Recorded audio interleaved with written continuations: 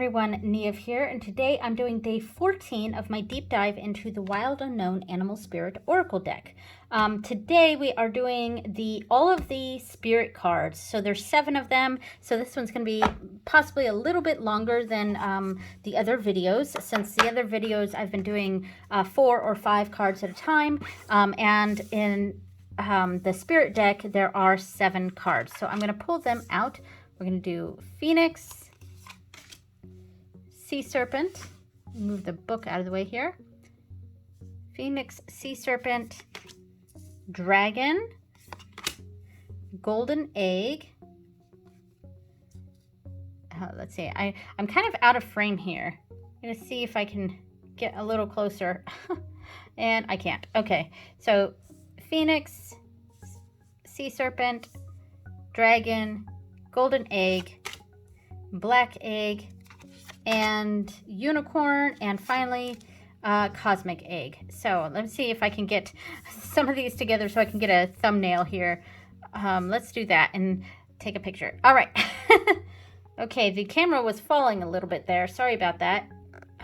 I'm in my husband's office right now, and it's a little bit hard to make sure the camera stays still in here. Okay, so let me reorder these. Okay, so we're gonna go all the way to the back. Now this the spirit section is a bit different than the other elemental section. We don't have the when in balance, when out of balance, and to bring to balance keywords here. We just have initial keywords here, plus a write-up and a chakra reference for each card. All right, so and I do have my notes here where I listed the initial keywords, but I didn't do the positive negative advice because I figure maybe I'll try to figure out what I would put there based on what I read from the passage here. So let's start with Phoenix. I do really like this card. Gorgeous. I love the color in it. So Phoenix, freedom from suffering and past karma reincarnation. The Phoenix represents the transformation of our past. It doesn't mean running from it, denying it, or burning bridges with rage. The Phoenix employs an advanced technique described in yoga as the burning of impurities through practice and dedication, tapas. The essence of the Phoenix is with us when we realize we have been suffering too long and everything must change. We take a stand and decide to live consciously instead of being driven by the unconscious mind and its long list of fears and aversions. At that very moment, the spark of the Phoenix is lit, and the great bird helps us burn through our baggage. We no longer run from who we are, what has happened to us, or what we have done. The stuckness and dead weight fall into the ashes, and a lightness and clarity emerge. As the stagnancy continues to smolder, the Phoenix lifts our spirits up, and we begin to recognize ourselves again as we catch a glimmer of the eye that wasn't there before. Look closely. It's a sign the fire of transformation is upon your wings. So I mean, there's obviously a lot of elements of transformation here. So I wonder if the positive is a sort of breaking free from what was holding us back, and the negatives, I wonder if we're the negative could be that we're not ready for a certain transformation, and we're not ready for change.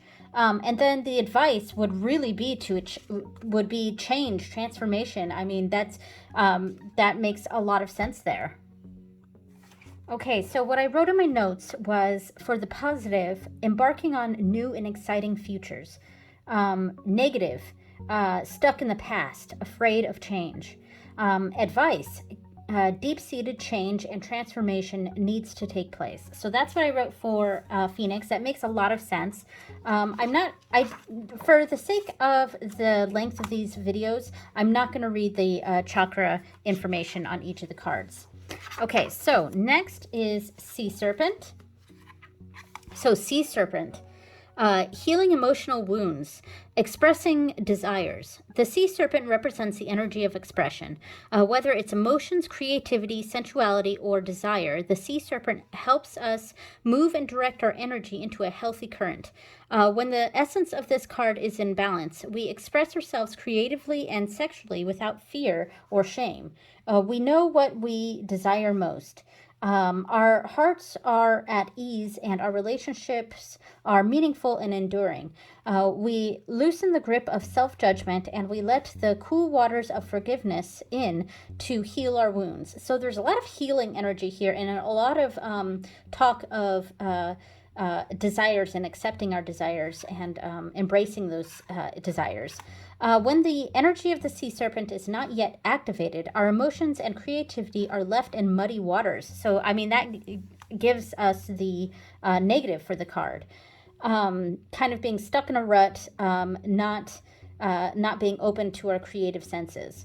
So the current of expression stagnates in some areas of our lives, and in other places it floods. It's important to remember, no matter what the waters of our emotional lives look like, the sea serpent loves us just the same. Like a mother, she wraps herself around us in a gesture of protection. She supports us as we learn to express our true natures. Okay, so I'm gonna quickly write down my thoughts here. Okay, so what I wrote down for Sea Serpent, for the positive, I wrote healing. There was a general sense of healing with this card. So healing, embracing our desires, creative expression. For the negatives, it was kind of two things we were seeing as a negative with this reading. One was being stuck in a rut, being stuck in those muddy waters, and the other was the opposite sort of negative here, where it was overindulging in our desires. And what that was creating was an imbalance in our lives. So for advice, I wrote maintain a balance of work and play, but also watch your health. So so that's what I wrote for Sea Serpent. Let's do the next one, which is Dragon. All right, seeing one's most true self, balancing the ego. The dragon sees everything. Its essence has been with us since before our first breath and will be there at our last. It watches us navigate life, navigate the external world as well as our inner world. When dragon energy is wakened, we are courageous, visionary, and can easily drop into witness consciousness. Interesting. So obviously, courageous and visionary are positive keywords here. It is almost as if we are traveling with a great friend inside of ourselves. When we look in the mirror, deep into our eyes, we may even glimpse the self behind the self, the one who is watching us. This is the power of the dragon breathing transformative fire into every cell of our bodies. Witnessing this omnipotent energy, even for a brief moment, helps us surrender and let go. We let the dragon guide us. We hop on its back for a ride, and as we traverse even the most difficult terrain, the dragon's eyes see beauty everywhere. It is said that if a yogi does not see beauty in the world, their Agni is dim. Agni is described as inner fire or sacred intelligence. May even just the mention of the dragon stir the embers of intelligence within you. Okay, so I just wrote down my keywords here for dragon. So for positive, I wrote courageous, visionary, comfortable with oneself. Negative, again, kind of two sides here, self-doubt or egotism. So kind of, either being sort of that imposter syndrome sort of thing, or the exact opposite of that and having too much confidence, I guess, in one's abilities. And I also wrote arrogance. So advice, see the beauty around you, light the fire of inspiration. So yes, kind of appreciating the beauty around us and understanding, for the egotism part, understanding that we're not the center of the earth, we're not the center of the universe here. And yeah, and then light the fire of inspiration, help with the self-doubt. So that's what makes sense for me there. All right, so then we have the golden egg. So the golden egg, message at the center of the heart, the unstruck sound. Within the golden egg lives a precious sound. Deep within that sound resides a message. The sound cannot be heard nor the message discerned until we retreat from the noise of modern day life. The magical essence of the golden egg needs warmth, quiet, and time to unfold. No rushing, pushing, or grasping. Find a place of deep and restful ease, perhaps through yoga, nidra, or meditation. If you do not have a meditation practice, take some time for introspection. So, introspection, here's some of the advice here. So, introspection or contemplation. When the mind begins to settle and the breath is calm, ask the question that weighs heaviest on your heart, staying open to any response you hear. Engaging with the energy of the golden egg is an advanced practice. It requires becoming intimate with our very essence and comfortable with with vulnerability. So being vulnerable. When a feeling of tenderness or gratitude arises from deep within you, know that you are well on your way. Your chest may swell like you are seeing an old friend that's been away for a long, long time. Listen to the message they've been waiting to tell you. Okay, so let me write down what I think the keywords are here. Okay, so what I wrote here, and this was kind of my own sort of intuitive feelings on the golden egg, but also sort of going off of what it's talking about here. So for the positives, I wrote having the key to life, because this really seems like, having a golden egg is a very, very precious thing, if that makes sense. And if you have the golden egg and it is in a positive position in your reading, then for me, it represents kind of having that key to life, having something coveted, something or a quality, a coveted quality. So I wrote having the key to life and a golden aura of goodness, because there's a general sense of goodness with this as well. So for negative, I wrote being locked up and hidden away from the world. And yeah, that's kind of what I was seeing with this. I don't know if the black egg kind of has that similar feeling. I don't know. But because there's 3 eggs in this, and I felt like with the golden egg, this was the one that was really talking about, from a negative aspect of this, sort of being locked up, hidden from the world. And also, I think maybe it has a sense of poverty to it too. I could probably add that to the negatives here. In fact, I'll do that right now. So poverty. Okay, so for the advice, I wrote meditation and introspection, which I added at the end. I meant to put those together. So meditation and introspection, as the book said. I also saw it as being to open up and be vulnerable, something like that. Of course, that doesn't help with the poverty aspect, but there something else. Maybe it's saying that if we're reading this in as a sort of future elements here, it could be a sign of positive things to come. So, all right, so let's go to the next one, which should be the black egg. Okay, so black egg, speaking from an authentic voice, the truth.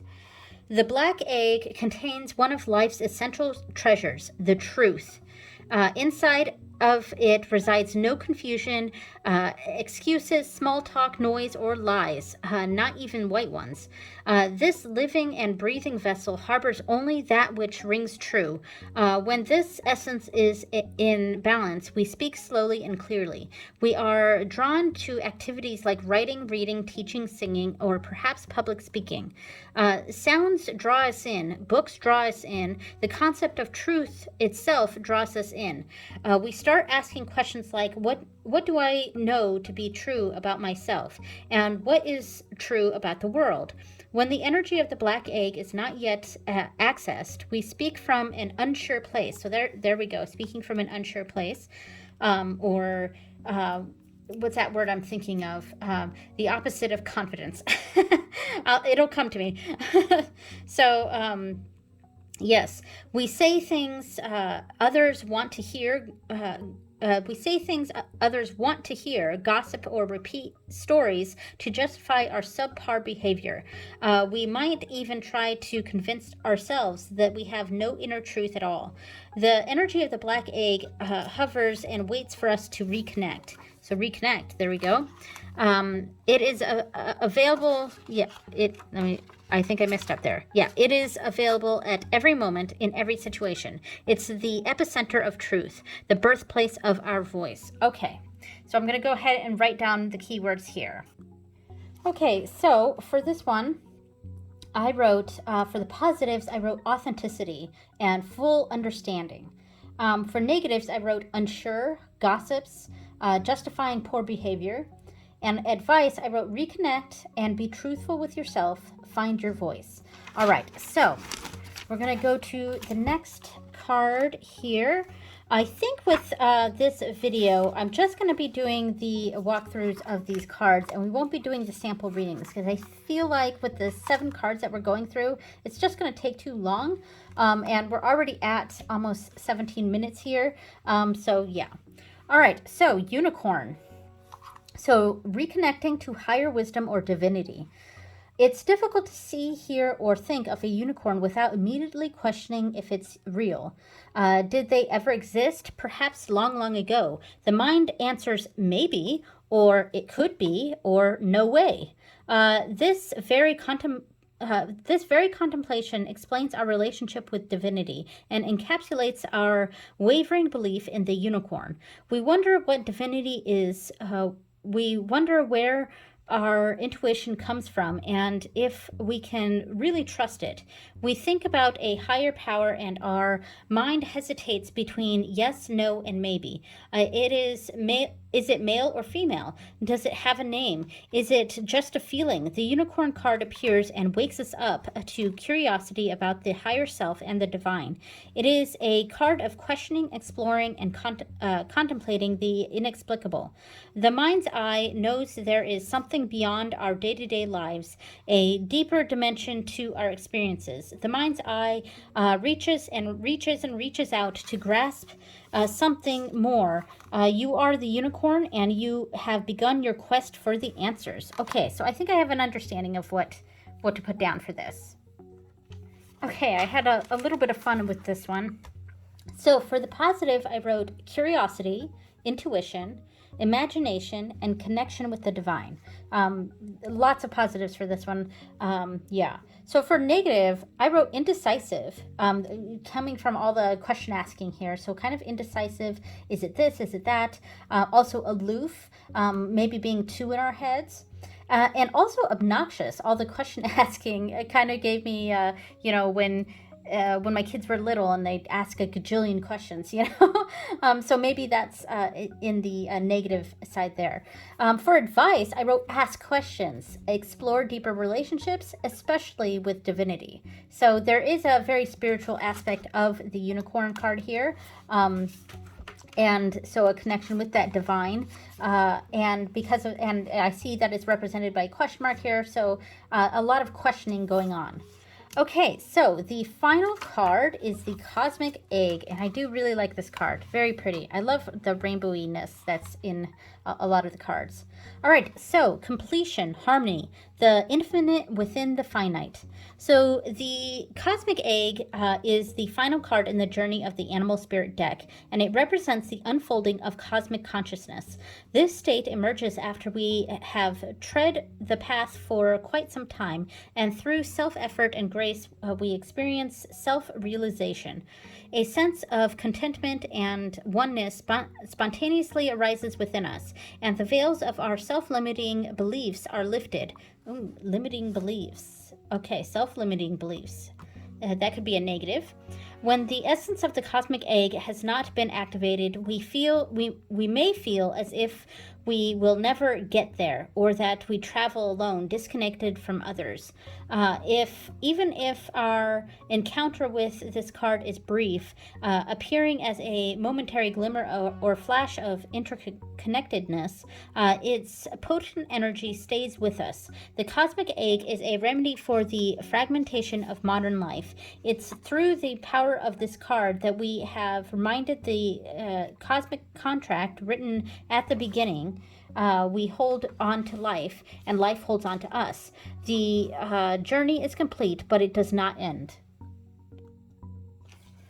Okay, so the keywords I have for this, for positive, I wrote interconnectedness and unlimited potential and rewards. Since we are at the end here, and we're, it kind of gave me the sense of getting what's due to us after our hard work and all of that. So the end of a project or whatever we're doing. So rewards kind of made sense to me for a positive of this card. So the negatives, I wrote self-limiting beliefs, which was straight from the book here. So, and with the fact that it's like kind of the snake is wrapping around this egg, it kind of made me think of holding on to things that we don't need anymore. So holding on to the past, something like that. And also it mentioned in the book that another negative of this card is disconnected from others. So for the advice, I wrote allow fate to take its course, allow the natural progression of things to happen, because this is a card of completion, so seeing things through. I also wrote be spontaneous because of a little bit in the book where it said a sense of contentment and oneness spontaneously arises within us, and it kind of gave me that feeling of an advice to be a bit more spontaneous. So there we go. So that is all of